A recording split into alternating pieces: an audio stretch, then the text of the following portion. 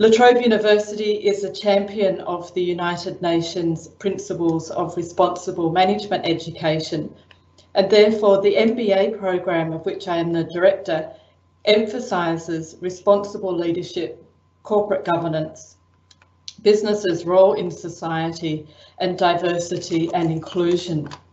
So it's actually through that lens that I will speak about COVID-19's impact on leadership.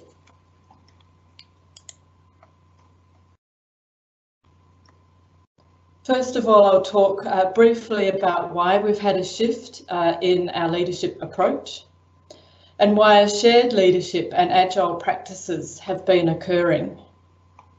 Also, key elements of an agile shared approach to leadership.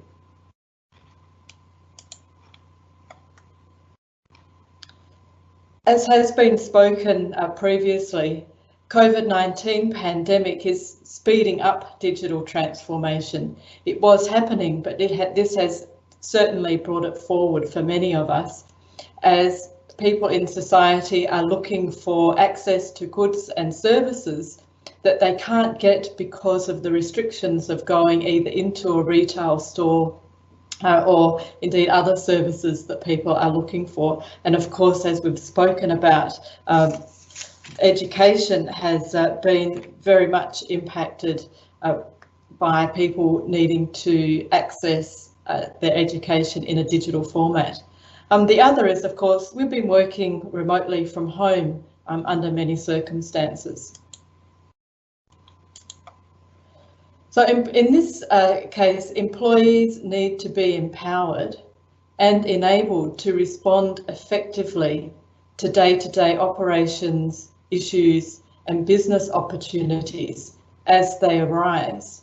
And that's because in many cases, the frontline workers are now actually working from home without direct access to their managers or supervisors. And therefore, we're seeing this shift to leadership being a shared process rather than being invested, or vested, I should say, in one individual. And it's never been more critical than working in isolation during this convergence of the pandemic, digital transformation, but also the economic slowdown that many countries, businesses and local communities are being faced with. So shared leadership refers to an environment in which leadership is distributed amongst team members rather than it being held by one single designated team leader.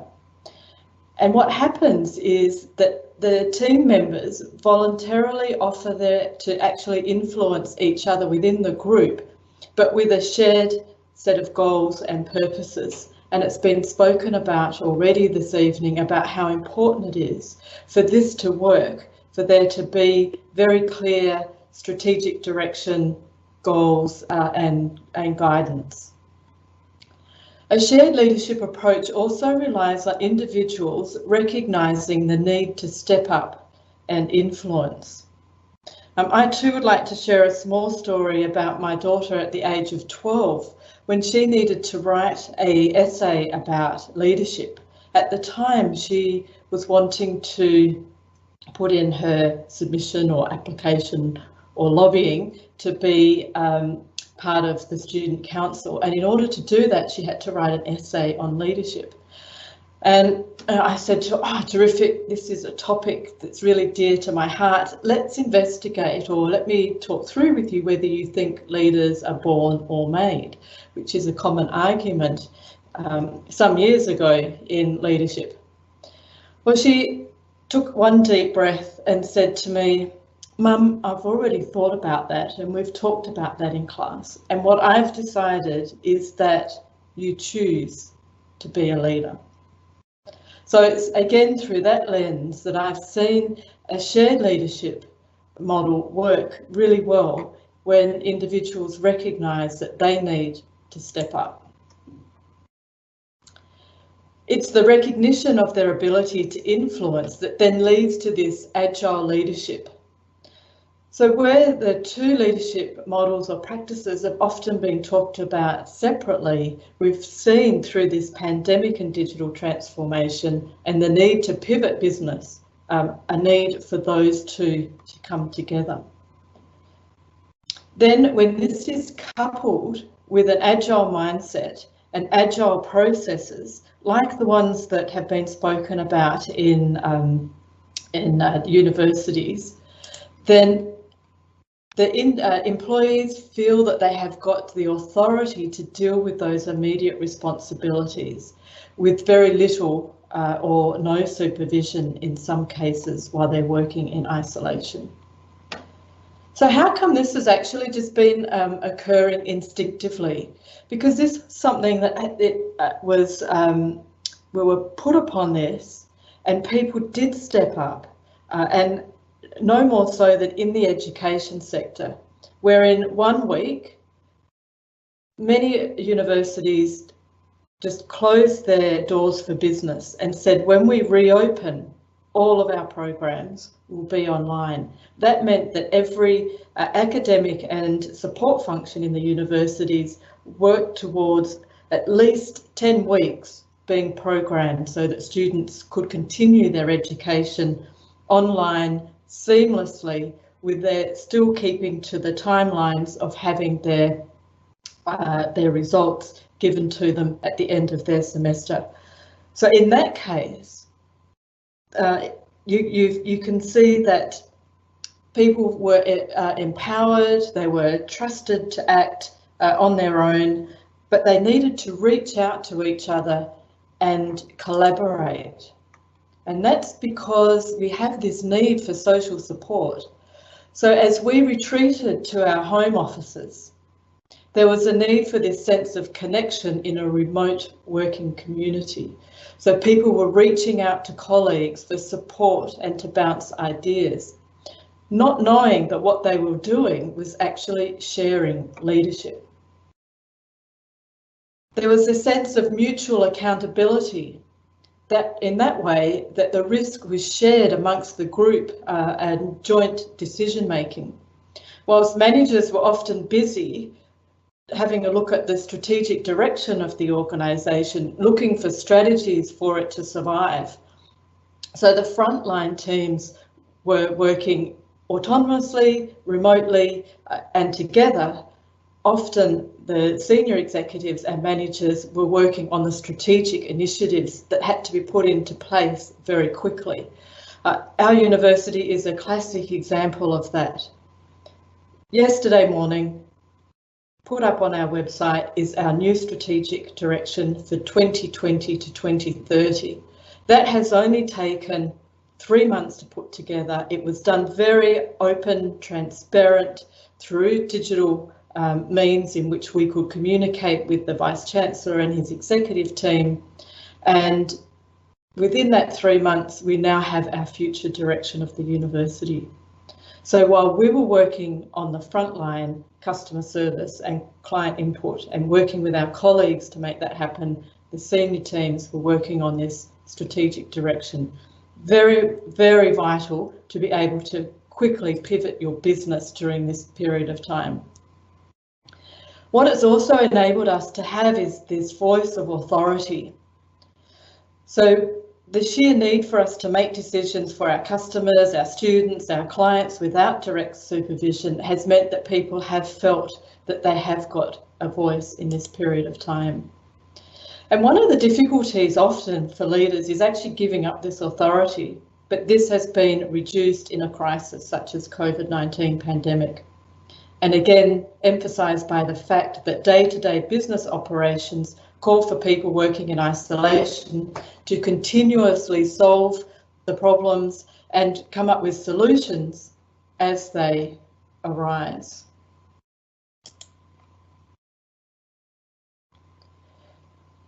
So this agile shared leadership approach has provided individuals, whilst empowered to work autonomously, also a shared power and influence with their team members to achieve collective goals. And I must say that shared power and influence again has been over virtual means. In most cases, people are either interacting via virtual Zoom or Microsoft Office type products in which they can do this work collectively with their colleagues. But it does require clear strategic direction, a very strong understanding of the underpinning values within which decision-making criteria is made. And I call this envisaging. So the organisation needed to have a strong foundation for that in the first place, and to reinforce that throughout the process through consistent communication means to employees. When organisations enable this agile practices together with a shared leadership approach, that's when you get this continuous ideation, learning and innovation, so that you are making solutions as you go. It may not be 100%. You may be making a judgment call at 50 or 60%, but you can continuously ideate, learn and innovate. And this has enabled employees to feel motivated. So how do you create an agile shared leadership approach? By building an open, inclusive culture, by being transparent and sharing information. And I talked about that in the context of La Trobe University, where at 3 or 4 different levels of our large conglomerate organisation, there were very strong communication mechanisms, meetings and consultations for people to consistently engage with what is happening in the university. How are we doing in terms of our digital transformation in education? What are people saying? What's the feedback? What's the financial impact of what's happening with our with the fact that our borders are closed essentially in Australia, so many students from overseas were not able to continue their education on campus and may not be able to for a couple of years to come. But also, once you have that open, inclusive culture, then you need to envisage that's creating, and empowering employees by providing that strong strategic direction. The thing that works extremely well, and this is the reason why many of the universities were able to get their education online within 1 week to 10 days, was because all the bureaucratic barriers were removed and people were told to get on with it as best and quickly as they possibly could. Then making sure that people are motivated and enabled. So that's providing employees with the resources that they need, whether it be a digital technology type resource or whether it's the capability, or as we've talked about, the resilience training and mindfulness and mental health and well-being that needs to come with this kind of COVID digital transformation environment. So this enables then for employees to be a part of that decision-making process, and they also feel strongly about being able to support the business's sustainability. And then leveraging the perspectives of the individuals and teams. If you're highly engaged through this process, then individuals and teams and external stakeholders are brought in the design thinking or human-centered design in the transformation of your business. This way it encourages creativity and again that concept of being able to continuously ideate. So that's how we create or a couple of ideas on how to create this agile shared leadership approach. I do want to share just a personal example that happened to me, and I was able to develop this framework largely based on not only what I was seeing in terms of what was happening in the business environment through this particular program, but through my own experience living through this existence. The MBA program at La Trobe is already online. So myself and my team were not faced with the same problems that my colleagues were faced with. It was very easy for us to communicate to our MBA students that we're doing face-to-face and intensive mode. We'll be just moving you into our online MBA. It's highly ranked, highly interactive, and it was an easy decision for our students to make, and we didn't lose anyone along the way, thank goodness. And in fact, many are now actually going to complete their MBA quicker because the online modules in the MBA are only 6 weeks rather than the longer semesters. So what did we do then to support our colleagues? Well, myself and a couple of my colleagues and a team of MBA alumni got together in April and decided to create a free online leadership program.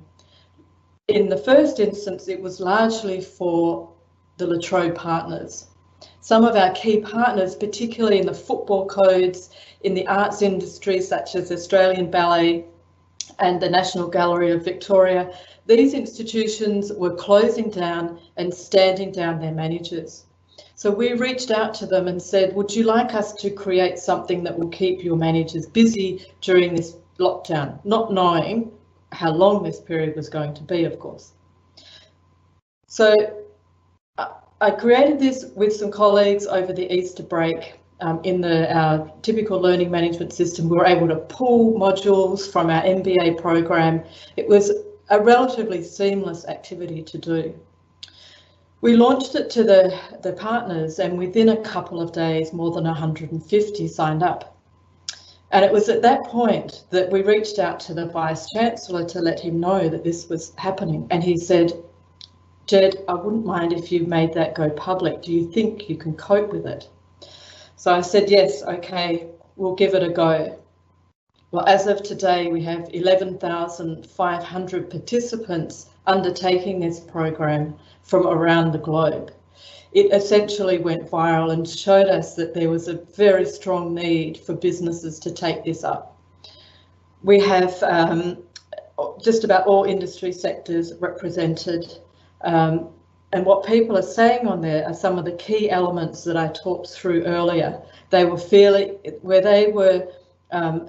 good about their place of employment was where they were empowered, where things were agile, etc. Where did the agility come in for me? I think probably one of the easiest ways of framing this in summary is that when myself and my colleagues took a leap, the university was the net in which it picked us up. It found a way in which we could work through the systems to allow the 11,500 people. It meant innovation in the way we enrol people. It meant innovation in the way we access databases in the library. So where there are a number of manual systems, those systems are now automated. The media team got behind us and organised everything from TV through to local press. The marketing team have now said, okay, now we need to support you in terms of how do we harness and build on what we have created here with this 11,500 people. So in one sense, the university stepped away, and in another sense, I found I was working with my colleagues very intimately to make sure that this is very successful and of exactly the same standard as our MBA program. So that's where we're at today, and I'm pleased to say that we are living up to our mantra of making sure that we use a values-based leadership approach in everything that we do. Thank you, and I look forward to answering any questions or talking further.